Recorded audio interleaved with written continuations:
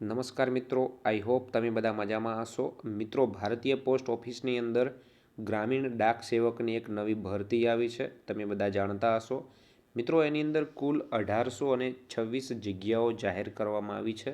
એની અંદર મિત્રો ગ્રામીણ ડાક સેવક એટલે કે ટપાલી જે હોય છે એ ટપાલીની ભરતી કરવામાં આવશે. મિત્રો, આ ભરતી જે કરવામાં આવશે એ ગુજરાતમાં જે પોસ્ટ ઓફિસ લાગે છે એમાં જ ભરતી કરવામાં આવશે અને જે ગુજરાતના લોકો છે એમાં એપ્લાય કરી શકે છે. મિત્રો, આ ભારતીય પોસ્ટ ઓફિસ દ્વારા ભરતી કરવામાં આવશે. મિત્રો, આ જે ભરતી છે એની લાયકાત મિત્રો ફક્ત 10 પાસ છે. જે વ્યક્તિ ધોરણ 10 પાસ કરી અને બેઠું છે અને નોકરીની જે કોઈ ખોજમાં હોય તો આમાં એપ્લાય કરી શકે છે. પગાર ધોરણ મિત્રો 10થી 14,500 સુધીનો રહેશે શરૂઆતમાં. અને મિત્રો, આમાં તમારે જો આવેદન કરવું હોય અથવા તમારે એપ્લિકેશન કરવી છે તો 20/1/2021 સુધી તમે આમાં અરજી કરી શકો છો. મિત્રો, તમને જણાવી દઈએ કે આની લાયકાત 10 પાસ છે અને વય મર્યાદા 40 વર્ષ સુધી તમે આમાં એપ્લાય કરી શકો છો. અરજીની તારીખ મિત્રો શરૂ થઈ ગઈ છે. તમે ઓનલાઈન એપ્લિકેશનના માધ્યમથી આમાં અરજી કરી શકો છો. 20/12/2020થી શરૂઆત થઈ ગઈ છે મિત્રો ગ્રામીણ ડાક સેવકમાં. અને સાથે સાથે અંતિમ તારીખ પણ જાહેર કરવામાં આવી છે. 20/1/2021 સુધી તમે આ ભરતી માટે એપ્લાય કરી શકો છો. મિત્રો, એકનો એક વ્યક્તિ બીજી વખત એપ્લિકેશન કરી શકશે નહીં. અધરવાઇઝ એની એપ્લિકેશન જે છે એ રિજેક્ટ થઈ જશે.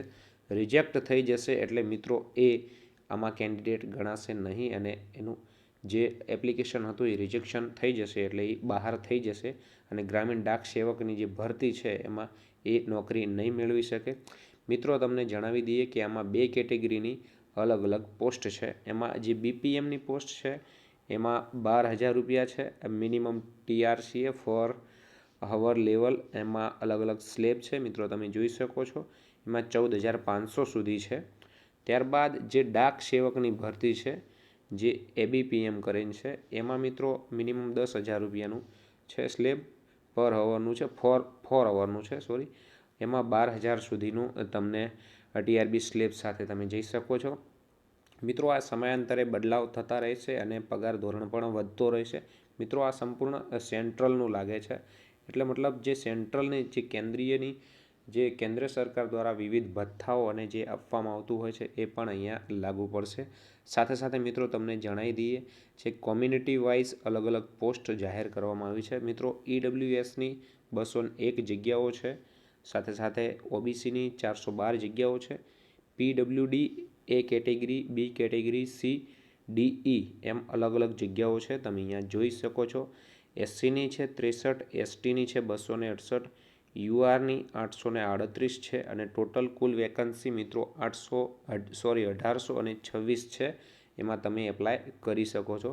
મિત્રો, આ જે તમામ જે જગ્યાઓ છે અને જે વિવિધ કેટેગરી 2 દર્શાવવામાં આવી છે એમાં તમારે મિત્રો ઓનલાઈન એપ્લાય કરવાનું રહેશે. અહીંયા તમે પોસ્ટ ઓફિસની જે સાઇટ જોઈ શકો છો ત્યાંથી તમારે ઓનલાઈન એપ્લાય કરવાનું રહેશે.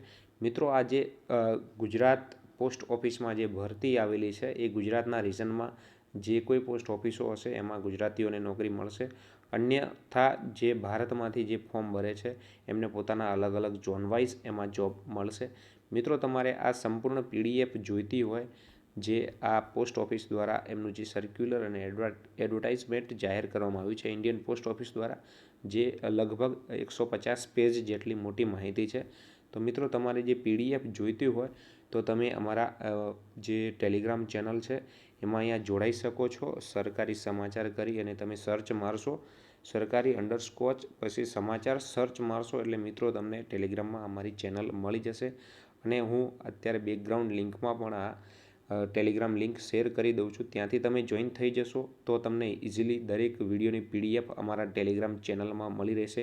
સાથે સાથે સરકારની નવી નવી યોજનાઓ અને નોકરીની અપડેટ્સ તમને અમારી ચેનલમાં મળી રહેશે. હજી સુધી સબસ્ક્રાઈબ ન કરી હોય તો અમારી જે યુટ્યુબ ચેનલને સબસ્ક્રાઈબ કરી લો. સાથે સાથે સરકારી યોજના ભરતીને હજી સુધી તમે ફોલો ન કરી હોય ઇન્સ્ટાગ્રામનો ફોલો કરી લો અને સરકારની કોઈપણ યોજના વિશે તમને કોઈપણ ડાઉટફુલ પ્રશ્નો હોય તો તમે પૂછી શકો છો ઇઝીલી અને સરળ ભાષામાં સમજૂતી સાથે હું તમને માહિતી આપીશ.